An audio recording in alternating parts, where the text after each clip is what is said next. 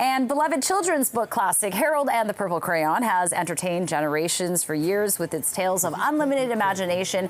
And the movie, releasing today, serves as a sequel of sorts, following Harold's journey after he reaches adulthood. That's right. Our Nick Dixon had a chance to speak with some of the movie's main characters, Zachary, Levi. That's coming up. Have a watch. Your perspective, first of all, had you read the book or any of the books in this series before you took on this role? I did read them before we ended up shooting the film, but I wasn't really familiar with them when I was a kid. I think maybe I had read it when I was a young child, but I don't remember. I know that I had seen it, in whatever, in passing throughout the years, perhaps. But I wasn't that familiar with it, certainly not as much as some of my friends who were diehard. Like when they found out I was doing Harold and the Purple Crayon, they're like, "That's a book when I was a kid." Right. And that is a large portion of the population. I'd say 50% of the population. It was like a very formative, seminal book for them when they were growing up. So I knew it was very beloved, and I really wanted to make sure that I took the time to take all that in and absorb it, and then be able to bring that to life.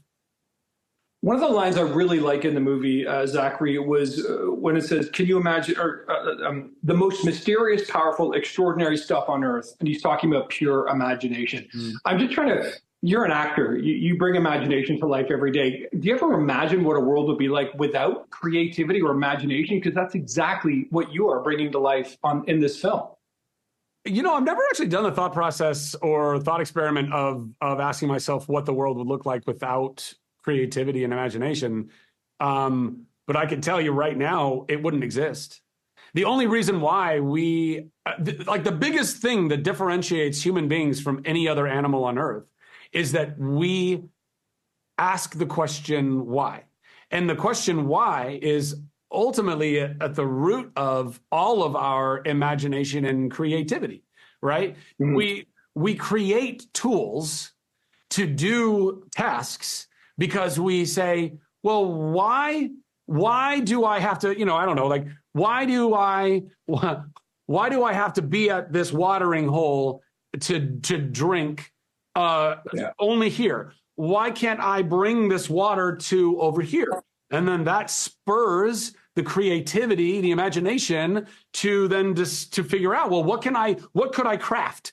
Well, I could craft a bowl. I could craft a ladle. I could craft these things. I could craft a whole piping system that would take this water and would bring it over there. Irrigation, like things that we think of imagination and creativity almost sometimes solely in the artistic world. And I think that's folly, because all engineering is all creativity and imagination. Everything that we as humans have brought to this world came from creativity and imagination. So we wouldn't have this world. It would not exist were it not for creativity and imagination. I love that. I love that answer. And you're absolutely right. It applies to so much more than just the arts or sort of, fun. I only have about a minute left, Zachary. I want to ask you, if you had that magic purple crayon, what would you draw? What would you want to draw? Honestly, I would draw what we need the most in the world right now, and that's unity and peace and love and kindness and empathy and patience and things that would bring us together. We have far too many things that are pulling us apart and making us just have animosity toward one another, whether it's in this country or elsewhere. And we need a lot less of that, and we need a lot more of things that are going to bring us together so that we can see that we are really not all that different at the end of the day.